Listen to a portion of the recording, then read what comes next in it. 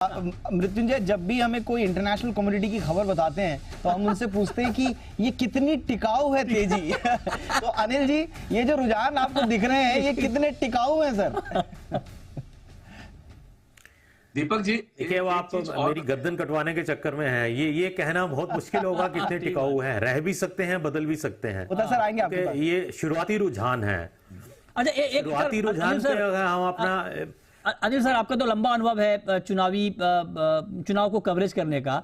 जिस तेजी से रुझान आ रहे हैं, क्या 10 बजे तक पिक्चर क्लियर हो जाएगी सर? मुझे लगता है पोस्टल ईवीएम के जमाने में 2 घंटे के वक्फे में सारे का सारा पिक्चर क्लियर हो जाती है। और मेरे हिसाब से तो 10 बजे तक बिल्कुल सामने पूरा का पूरा खाका आ जाना चाहिए कि कौन जीत रहा है, कौन हार रहा है, कौन पिछड़ रहा है या हंग होने जा रही है। हंग होने में शायद थोड़ा वक्त और उस डिपिक्शन में थोड़ा वक्त शायद और लग जाए, 10 के 11 बज जाए, लेकिन 10 बजे तक कुछ पिक्चर कुछ ना कुछ तो क्लियर हो जाएगी। अब जो है सीट वाइज भी रुझान आने लगे हैं। और ताजा रुझान ये है कि झोटवाड़ा से राज्यवर्धन सिंह राठौर ये आगे चल रहे हैं। ताजा रुझान में ये बताया जा रहा है। और ये आप देखिए, राज्यवर्धन राठौर आगे चल रहे हैं झोटवाड़ा से। ये हम आपको ताजा अपडेट बता रहे हैं। और राजस्थान में बीजेपी अब 60 सीटों पर आगे हो गई है। जी हाँ, 60 सीट पे बीजेपी राजस्थान में आगे है। कांग्रेस के खाते में 50 सीटें आती हुई दिख रही हैं और अदर्स के खाते में 10 सीटें। तो कांटे की टक्कर के बीच भारतीय जनता पार्टी को राजस्थान और मध्य प्रदेश, इन दोनों बड़े राज्यों में इस वक्त बढ़त दिख रही है। ये आपको हम बिल्कुल ताजा अपडेट इस वक्त बता रहे हैं। बिल्कुल। आप क्या बोलते हैं, ये जो चुनाव पूर्व जो सर्वेज होते हैं मतदान के वक्त और बाद में, शुरुआत में ओपिनियन और फिर बाद में एग्जिट पोल्स, ये कहानी जो है ये भी बड़ी दिलचस्प है। ये अमेरिका से जब शुरू हुई थी। ये जॉर्ज गैलप और क्लॉड रॉबिन्सन, ये 2 व्यक्ति थे जिन्होंने इसकी शुरुआत करी और अमेरिका के पोल्स में ये हुआ। इन्होंने ही चैनलों का काम बढ़ाया, मतलब इन्होंने ही बढ़ाया। जॉर्ज गैलप और क्लॉड रॉबिन्सन।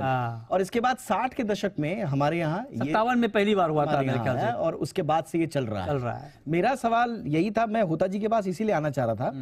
होता जी, बीते कुछ सालों में जो आपने दिग्विजय सिंह का रिएक्शन हमें मिला है मध्य प्रदेश से, जरा वो सुन लेते हैं फटाफट से, फिर आगे बढ़ाएंगे इस बात को।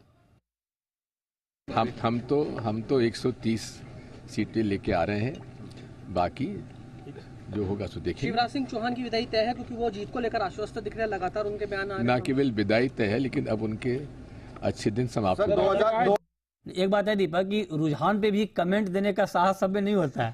रुझान पे इतना कॉन्फिडेंस कि 130 सीटें लेकर आ रहे हैं। दिग्विजय सिंह बहुत कॉन्फिडेंट आदमी है। दिग्गी राजा तभी कहलाते थे। ये आप बताइए। मैं होता जी से पूछना चाहूंगा सर, दिग्गी राजा इस बार कहा जा रहा है कमलनाथ आगे। दिग्गी राजा ने कोशिश करी एज लेने की, कांग्रेस को अपने बलबूते वो आगे ले जाएं।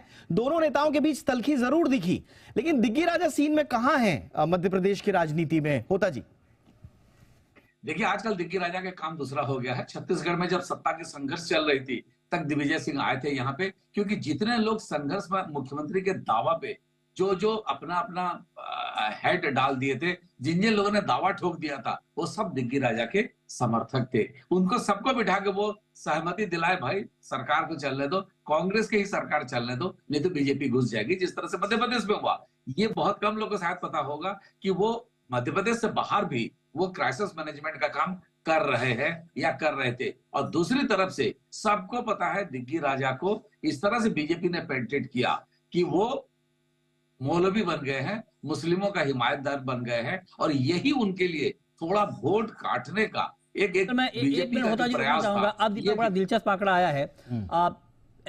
एमपी में मार्जिन अब कम हो रहे हैं।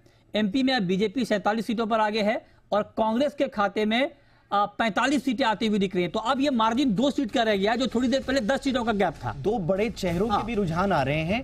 टोंक से सचिन पायलट आगे चल रहे हैं और सरदारपुरा से मुख्यमंत्री अशोक गहलोत आगे चल रहे हैं। तो भले ही रुझानों में एज बीजेपी ले जा रही हो, लेकिन कांग्रेस के जो बिग फेसेस हैं, जो बड़े चेहरे हैं, वो आगे नजर आ रहे हैं।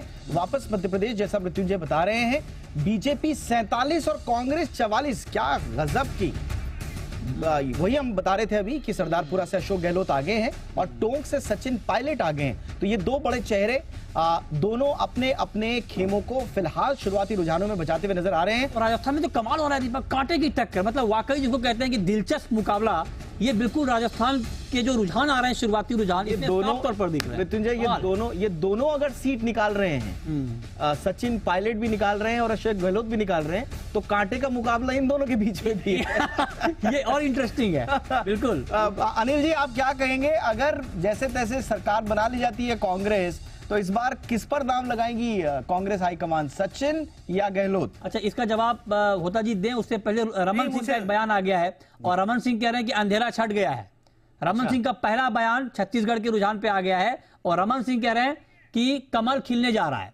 ये बयान अभी भी रमन सिंह का आया है, कमल खिलने जा रहा है, अंधेरा छट गया। अब होता जी आप जवाब दें। अनिल सर से मैंने सवाल पूछा था राजस्थान के मत पर। अनिल सर, सचिन या गहलोत कांग्रेस के लिए?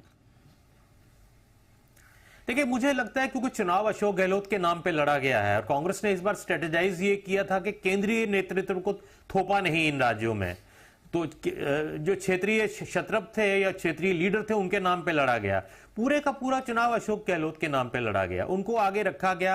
हालांकि केंद्रीय नेता जो थे राहुल गांधी, प्रियंका गांधी, खड़गे जी, ये लोग जाके बैकअप करते रहे, रैलियां करते रहे, सब कुछ करते रहे, लेकिन मुख्यतः चुनाव जो है वो अशोक गहलोत के चेहरे पे ही लड़ा गया है। तो मेरा मानना है कि लॉजिक यही कहता है कि मुख्यमंत्री का कैंडिडेट अभी तो वही होंगे, आगे जाके क्या होगा वो कहना बड़ा मुश्किल होगा। किस तरह से सचिन पायलट रिएक्ट करेंगे अशोक गहलोत के मुख्यमंत्री बनने को या नहीं बनने को, ये चीजें देखने वाली होंगी।